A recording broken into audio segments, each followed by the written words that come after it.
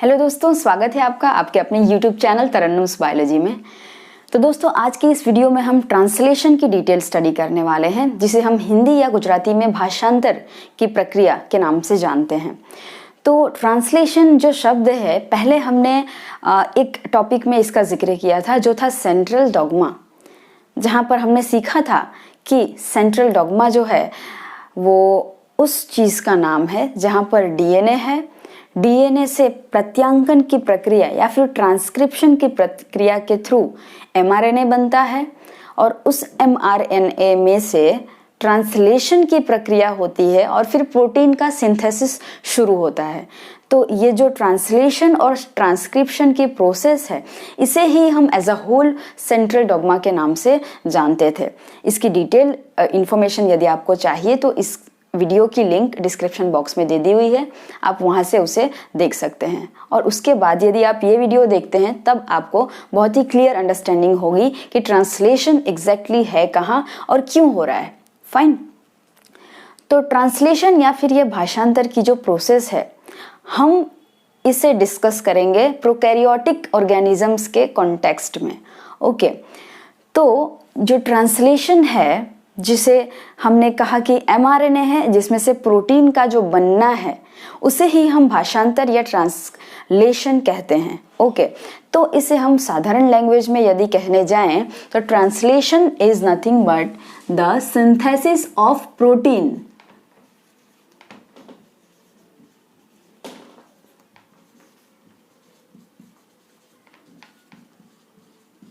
Okay, तो जाहिर सी बात है, ट्रांसलेशन एक प्रोटीन सिंथेसिस की प्रक्रिया है, तो काफ़ी लंबा एक इवेंट रहेगा समझने के लिए। और प्लस हम इसे नीट या फिर किसी भी मेडिकल एंट्रेंस एग्जाम के पर्सपेक्टिव से यदि पढ़ने जाएं तो और इसकी स्टडी जो है हमें डिटेल्ड करनी पड़ेगी, जिसकी वजह से ट्रांसलेशन जो है अलग अलग वीडियो में डिवाइडेड है, जहाँ पर आपको अलग अलग स्टेप्स की जानकारी सेपरेट वीडियोस में मिल जाएंगी। ओके, तो आज का ये जो वीडियो है वो ट्रांसलेशन या फिर प्रोटीन सिंथेसिस के लिए इंट्रोडक्टरी वीडियो रहेगा, जिसमें हम ये डिस्कस करेंगे कि ट्रांसलेशन के लिए क्या क्या रिक्वायरमेंट्स है, सेल को क्या क्या ज़रूरतें पड़ेंगी प्रोटीन को सिंथेसाइज करने के लिए, और किस किस स्टेप में से वो प्रोटीन का सिंथेसिस जो है कर पाएगा। वो सारी जनरल बातें हम आज के इस वीडियो में करेंगे। फाइन। तो हम जानते हैं कि यदि सेल प्रोकैरियोटिक है तो हमने देखा कि ट्रांसक्रिप्शन और ट्रांसलेशन एक ही कंपार्टमेंट में होने वाली प्रक्रिया थी। यदि हम सेंट्रल डॉग्मा को डिस्कस करते हैं तो जहाँ पर ट्रांसक्रिप्शन एंड ट्रांसलेशन जो है एक ही कंपार्टमेंट में हो रहा है, साइटोप्लाज्म में। So both are the cytoplasmic events when we talk about the prokaryotic organisms. But when we discuss about the eukaryotes, जिसमें ट्रांसक्रिप्शन की जो प्रोसेस है, यदि हम यूकैरियोट की बात करें, ये हम जानते हैं, हम जस्ट इसे रिवाइज कर रहे हैं। ये यूकैरियोटिक सेल है जिसमें वेल डिफाइंड न्यूक्लियस होता है।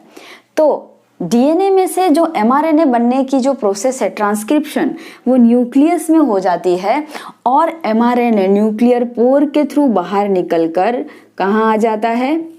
साइटोप्लाज्म में। और ट्रांसलेशन फिर साइटोप्लाज्म में होता है। मैं क्यों ये डिफरेंस बता रही हूँ, ताकि आपको थोड़ा सा फर्क, आप उसमें से थोड़ा डिफरेंशिएट कर पाओ कि प्रोकैरियोट में एक्चुअल में सिनेरियो क्या है और यूकैरियोट में क्या है। तो जब प्रोकैरियोटिक सेल ट्रांसलेशन करेगा तो इसमें ट्रांसक्रिप्शन और ट्रांसलेशन दोनों ही इवेंट साइटोप्लाज्म में होते हैं, क्योंकि यहाँ पर वेल डिफाइंड न्यूक्लियस नहीं होता। लेकिन यूकैरियोट में वेल डिफाइंड न्यूक्लियस है, तो ट्रांसक्रिप्शन न्यूक्लियस के अंदर होता है और वहाँ से जो एमआरएनए का फॉर्मेशन हो जाता है, वो एमआरएनए न्यूक्लियर पोर के थ्रू बाहर निकलकर साइटोप्लाज्म में आ जाता है और फिर ट्रांसलेशन जो है वो साइटोप्लाज्म में होता है। मीन्स ओवरऑल ट्रांसलेशन जो है वो एक साइटोप्लाज्मिक इवेंट ही है।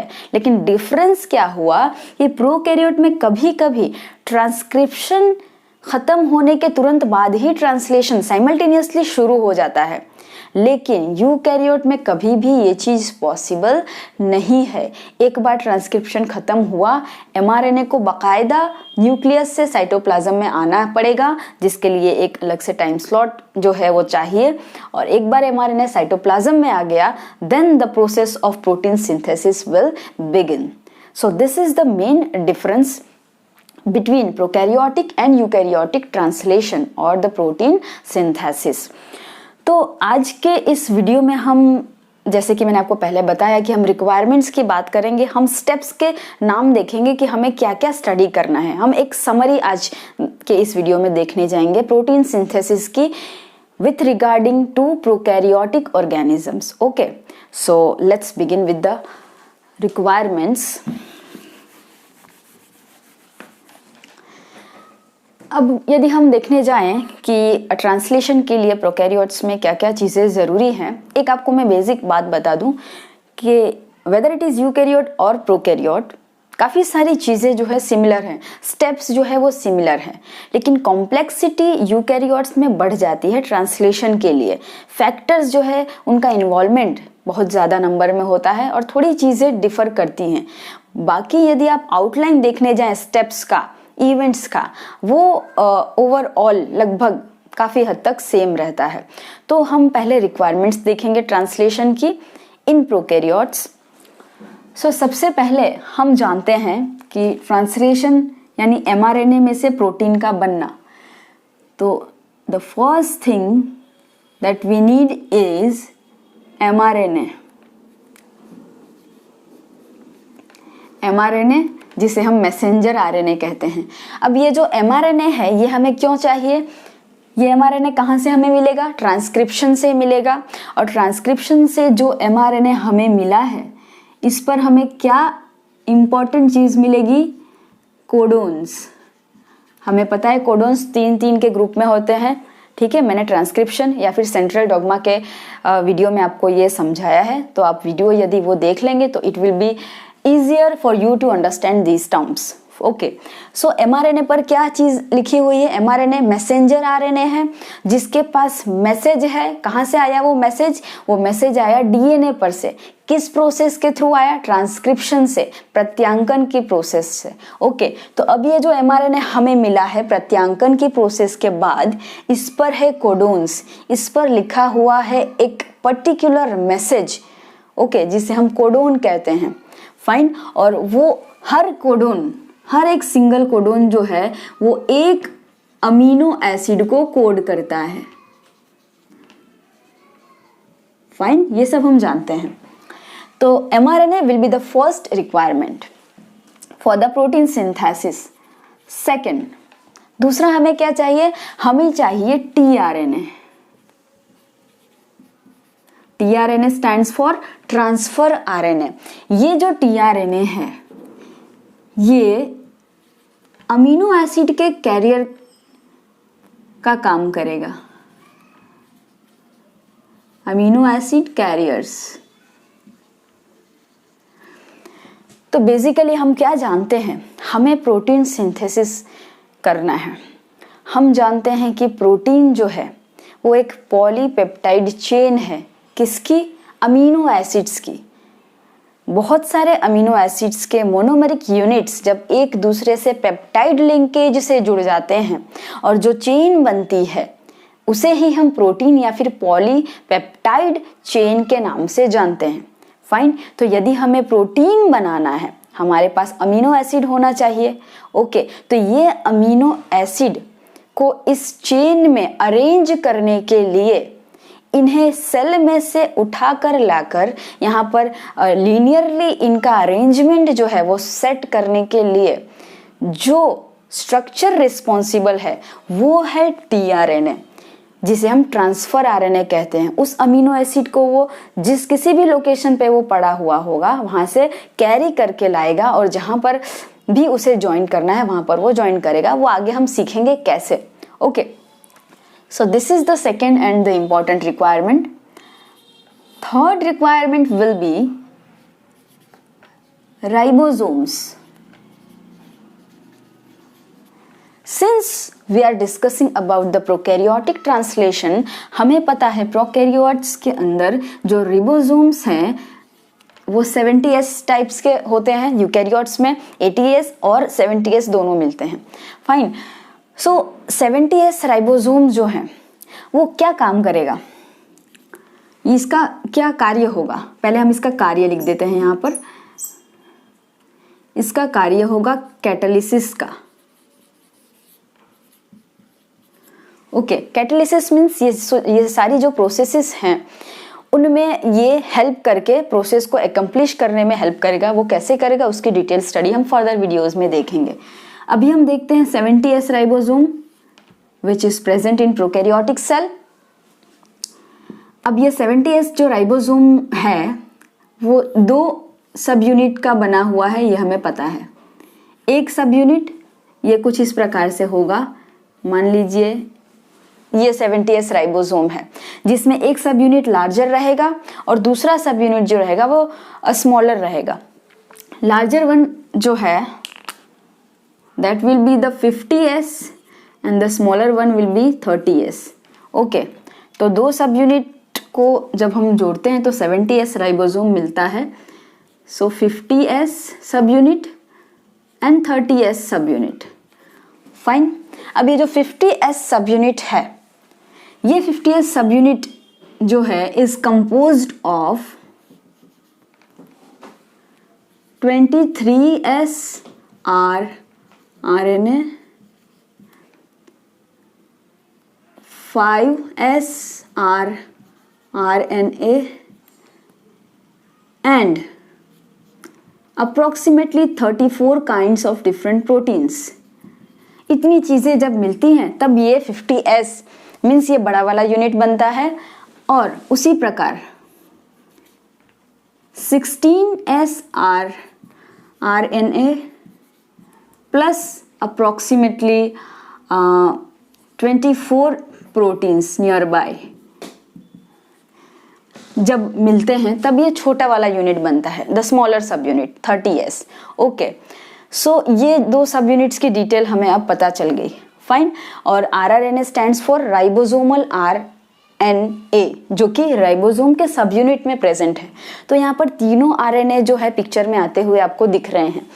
mRNA भी समझ में आ गया हमें क्या है और किस लिए है, यहाँ पर हमें tRNA भी समझ में आ गया और हमने थर्ड देखा RRNA जो कि रिबोसोम्स के सब यूनिट के अंदर प्रेजेंट है जिसका रोल हम आगे जाके समझेंगे। Okay, so this is about the ribosome. चौथी रिक्वायरमेंट क्या रहेगी, सारी चीजें तो हमारे पास आ गई, हमें बनाना है प्रोटीन। प्रोटीन किससे बनेगा, अमीनो एसिड के जुड़ने से बनेगा। तो बट ऑब्वियस है कि रॉ मटेरियल के स्वरूप में हमारे पास बेसिक नीड हमारी क्या होगी, अमीनो एसिड्स। अमीनो एसिड्स हम जानते हैं हमारी बॉडी में 20 डिफरेंट टाइप्स के अमीनो एसिड्स जो हैं वो प्रेजेंट है। सो ये एक इम्पॉर्टेंट रिक्वायरमेंट है which will be the raw material for the entire process. Okay, इसके बाद भी कुछ चीज़ें रिक्वायर्ड होंगी जिसे हम एक कैटेगरी में रख देते हैं, एंजाइम्स। फाइन, सो एंजाइम्स कुछ ज़रूरी होंगे। उसके बाद कुछ factors which are very very important for the entire event. Okay, जो हमें याद रखने रहेंगे जिसे मैं यहाँ पर लिख रही हूँ फैक्टर्स। अब आपको एक बेसिक शुरुआत अभी से मैं कर देती हूँ। 3 स्टेप्स आपको याद रखने हैं ट्रांसलेशन में, main important steps of the protein synthesis. Number 1 initiation, शुरुआत, प्रारंभ। नंबर 2 इलोंगेशन, ठीक है, प्रलंबन की प्रक्रिया। And number 3 termination. Initiation, elongation and termination, प्रारंभ, प्रलंबन एंड समाप्ति। ओके, ये 3 स्टेप्स में ही प्रोटीन सिंथेसिस जो है वो पूर्ण होगा, शुरुआत होगी और समाप्ति होगी। ठीक है, तो ये जो तीनों स्टेप्स हैं यहाँ पर बहुत ही इंपॉर्टेंट रोल आता है फैक्टर्स का। तो फैक्टर्स जो है वो आपको इस तरह से याद रखने रहेंगे। Initiation,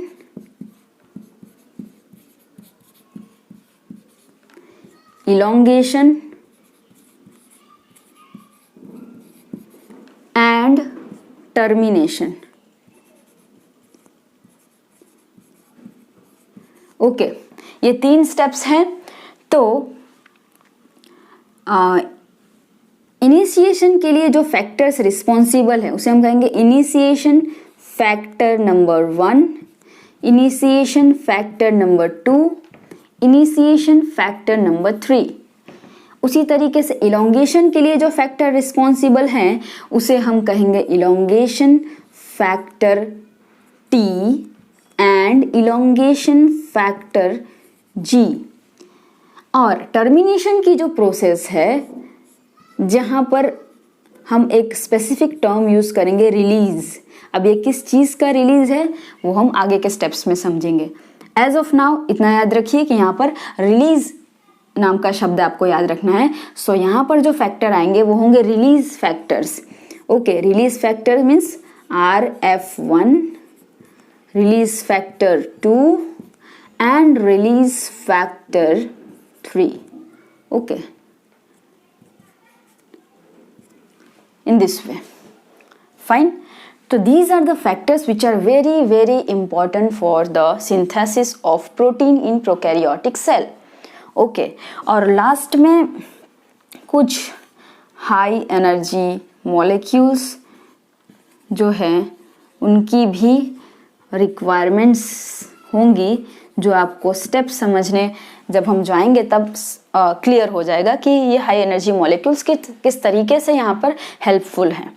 okay, so these are the basic requirements for the protein synthesis in prokaryotic cell.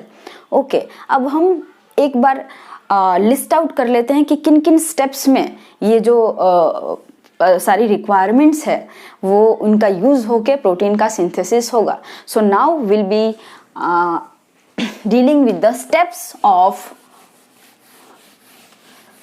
protein synthesis or the translation.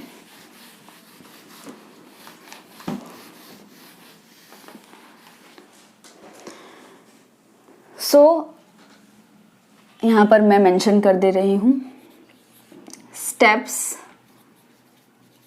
of translation.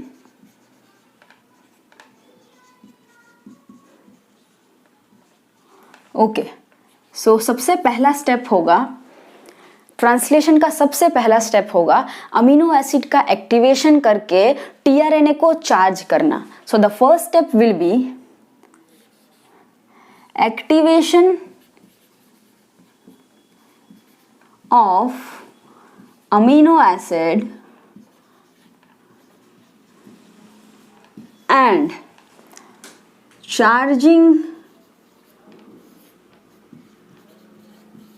of tRNA. Okay, ये पहला स्टेप होगा। हर स्टेप की डिटेल हम बाद में देखेंगे, पहले हम स्टेप लिस्ट आउट कर लें। सेकेंड स्टेप हो जाएगा हमारा इनिशिएशन, जो मैंने आपको पहले बताया। Initiation of what? Initiation of polypeptide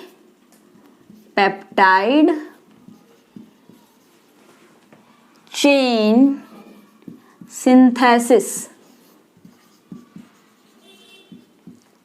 okay, polypeptide chain means protein की चेन का बनना, उसकी शुरुआत होगी। So that will be the second step. What will be the third step? Initiation हुआ, अब क्या होगा? Elongation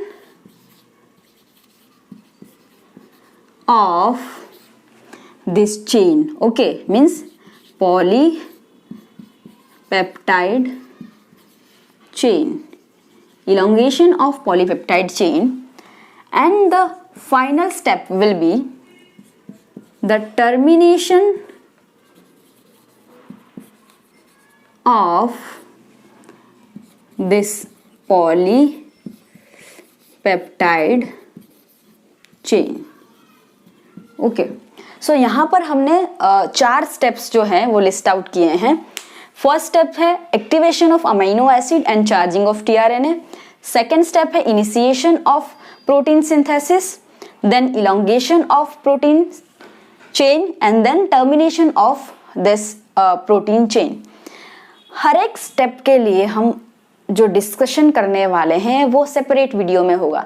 so this translational event will be the series of lectures. Okay, अलग अलग वीडियो में हम अलग अलग स्टेप की डिटेल स्टडी करेंगे. ओके, सो आज के इस वीडियो में हम यहाँ पर अपने टॉपिक को जो है वो स्टॉप करते हैं. In the next video will be discussing about the activation of amino acid and the charging of tRNA. Okay, thank you.